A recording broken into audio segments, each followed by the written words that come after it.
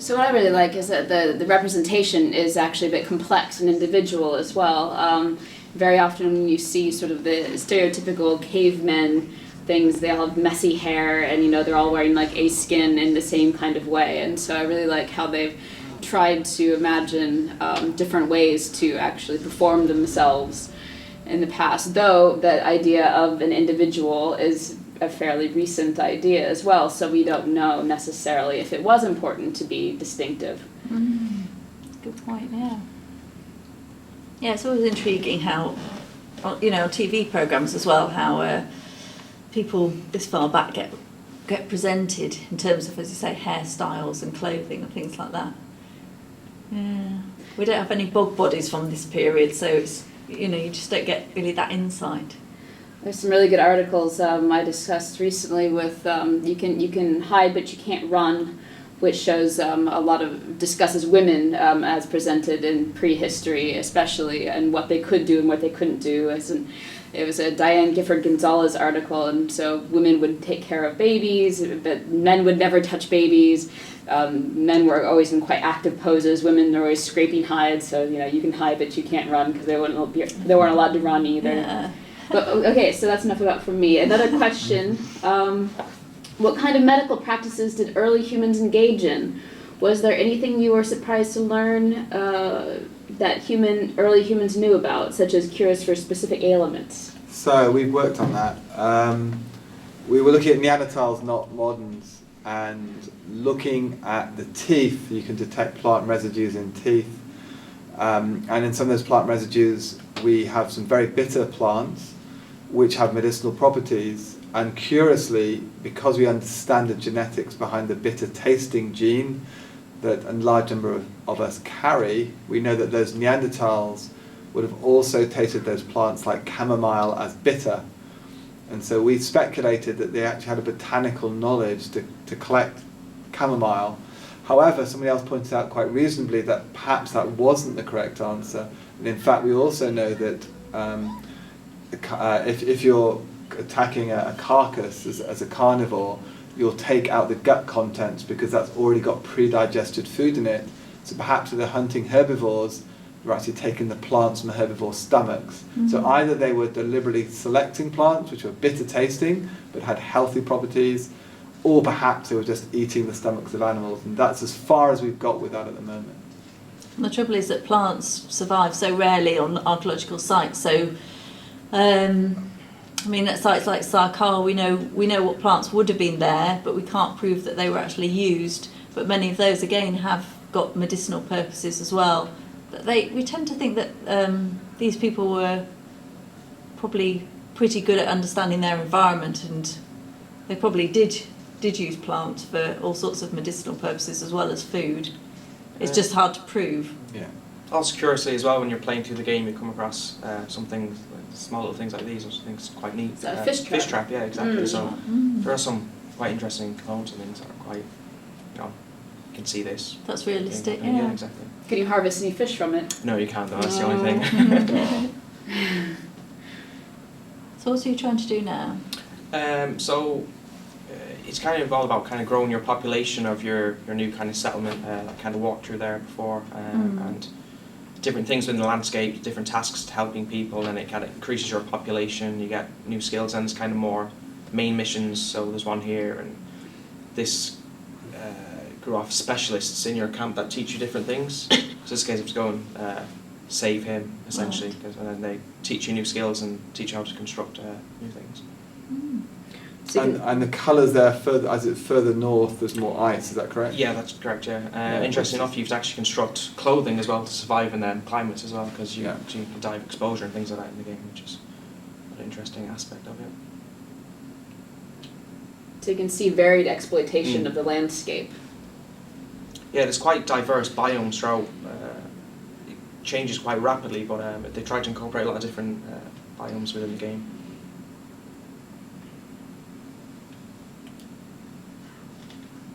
Do they have any quarries where they actually can collect things like obsidian? Is that because we think of that archaeologically as an important thing because we see it, and the other one is ochre. So no, it's just kind of dotted around within the landscape, small little clusters of rock. But interesting enough, some of the rock does change. So if you go down south, it's a different type of rock, and north, Yeah. for example, the northern rock in the game looks quite similar to obsidian. Ooh, And then you actually have to save your tribesmen and things like that. But we'll go up to this main mission up here and play through it and see how we get on. So how can you tell who's in your tribe and who's out of your tribe? Yeah, it's again kind of this typical, the way they look again, this morphology. So we have these Udams are much more kind of Neolithic looking, and then there's another tribe which are more completely kind of similar to you, but they wear different clothing, affinity with blue, a blue colour as well in their clothing. But there's always these kind of skirmishes as you move along within the game. Alright, we have another question. I find the map to be an interesting inclusion in the game. Is there any evidence for prehistoric maps or other wayfinding tools, or was this handled by oral tradition and following established trails?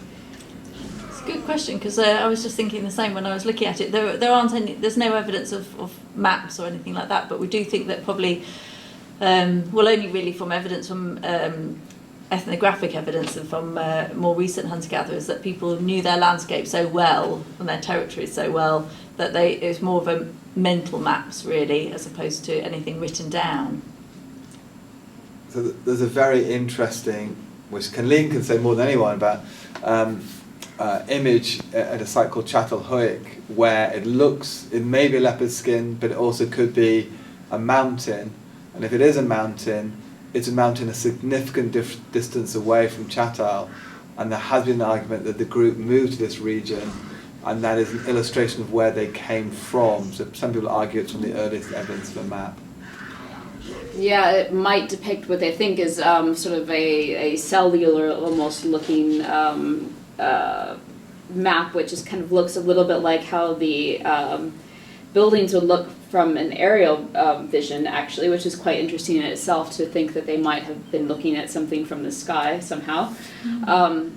And so yes, that is a very highly debated map. There's other ethnographic evidence is quite interesting though, like Polynesian woven maps I've always found really interesting, because they map the tides around the different islands. And then there's also some really great carved indigenous maps. I believe they're from Inuit and maybe North American, but they are tactile maps, and so they've actually carved something in the shape of a coastline, so that you could feel it as you're navigating the coastline in the dark, and so it's kind of ridged, and they're quite beautiful little objects on their own. That's nice. And I suppose again, stars.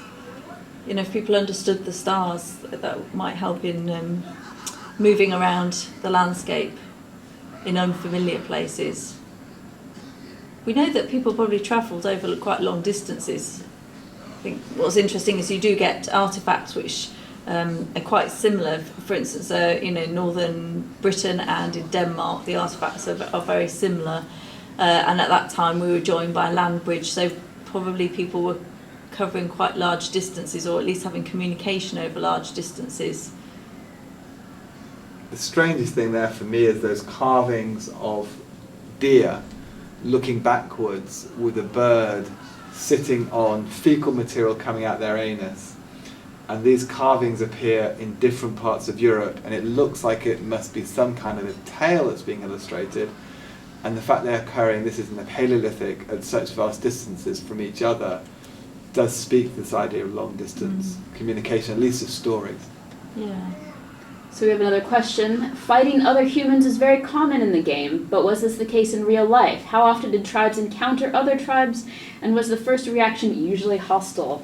Oh, this is a very good question, one we've been discussing in our seminar, haven't we? There's certainly evidence of violence in the Mesolithic and earlier in the Paleolithic. Whether that is violence within a group or between groups, that's often quite hard to say. But yeah, nevertheless, there is a lot there is evidence for that. So no doubt it did happen. But it's so difficult to see yes, whether it's even between different tribes or groups. You know, all you have in the grounds is a burial with somebody with perhaps maybe a projectile point in a bit of their bone, or they've got some wound on their bones that's survived in the ground. But who did that and why? That's the bit that archaeologists have to just make interpretations on. It's quite hard to find evidence, more evidence for that. And for instance, the decline of Neanderthals and rise of moderns is mainly thought to be about access to resource rather than any conflict between tribes, as is illustrated here, I think. This is another feature as well of the game where you're going to attack someone's outpost. You can actually become this owl and actually identify where everyone is in the camp. So they're all highlighted for you when you're attacking. That's quite interesting because there's a lot of, from ethnographic, our understanding of more modern day hunter-gatherers, there's evidence for shamans who are there in a society who can communicate with the animal spirits, and there's a belief that they can transform themselves into certain animals and move around the landscape as those animals. And so that's presumably letting someone become an owl like that or a bird is related to that idea, that belief. And then there's this whole Beastmaster thing as well. You can command different animals and tame them. So I have a saber-toothed tiger here now. So that's like the fastest domestication ever. Yeah. Fantastic. So this is an enemy camp, is it? It is, yeah. Was that a hyena or a lion? That I had. Yeah. Saber-toothed tiger. Oh my god, I did only saw a bit of it. Oh.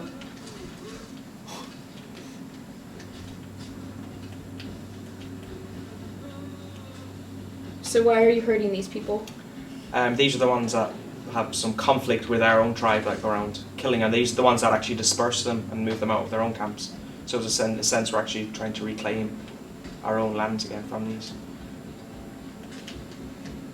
There's some evidence, just going back to violence. You know, there's a grave in Denmark where there are 8 people buried all together, and again we can only speculate as to why they're all buried together. I mean, maybe they all died of a disease at the same time, but equally maybe some kind of mass death happened like this, and then they get buried all in one grave. And again, there's a famous site in Spain where you have what appears to be a whole Neanderthal family who have been all thrown down a hole and possibly consumed before they were thrown down the hole. I think almost certainly consumed. And that does speak to conflict. Yeah, they've been butchered, haven't they? Yeah. So there's suggestions of cannibalism. Yeah. But of course we don't know how, we assume that Neanderthals worked in smaller groups and moderns and communicated less well, but we don't know. So really we should have brought in our specialists on Neanderthals and possibly our Neolithic specialists as well, because this game spans many different expertise in archaeology, really. It's meant to be 10,000 BC though, is it? Yeah. It's meant to be, but clearly Do you it's think not. there's a lot of things which there's that TV programme at the moment which is 10,000 BC. Yeah. Do you think 10,000 BC is just a good? It's a good nice time. round number. Yeah, it is. Because of the hut. I think it just translates That's as cool. a long time BC, doesn't it? Yeah. It's like 10,000. Is that pottery? And Yeah. Yeah, there's some pottery, which they wouldn't have had in 10,000 BC unless in Japan. So. Yeah. Or parts of Siberia, perhaps. Yeah. But it's nice to see, things like seeing the deer up on top of the structure and things. Well, it was a full head, wasn't it? It would soon go mouldy. True. Now this looks like this is possibly a shaman, is it? Yeah.